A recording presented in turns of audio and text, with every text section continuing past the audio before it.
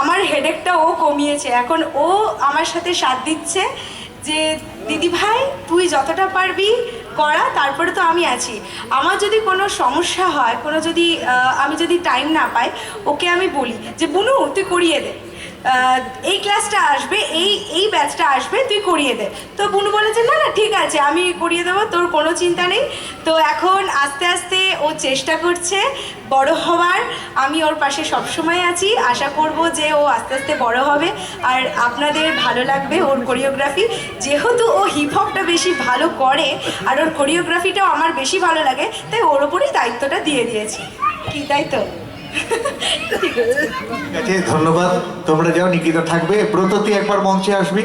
ব্রততী রায়, নৃত্য প্রশিক্ষিকা ব্রততী রায়, তাকে একবার মঞ্চে ডেকে নিচ্ছি। তাকে আমাদের নৃত্যাঙ্গনের পক্ষ থেকে সম্বর্ধনা।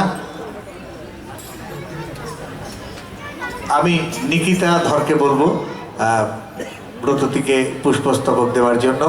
ব্রততী দীর্ঘদিন নৃত্যাঙ্গনের সঙ্গে ছিল, এখন ও সৃজনী বলে একটি সংস্থা চালায় এবং ওরও অনেক ছাত্রী। ও রবীন্দ্রসদনে অনুষ্ঠান করে এবং বিভিন্ন জায়গায় অনুষ্ঠান করে। ওর দীর্ঘ জীবন এবং সুস্থতা এবং অবশ্যই কাজের মধ্য দিয়ে ওকে যেন আমরা সবসময় পাই, এই আশা নিয়ে ব্রততীকে আবার নৃত্যাঙ্গনের পক্ষ থেকে শুভেচ্ছা জানাচ্ছি।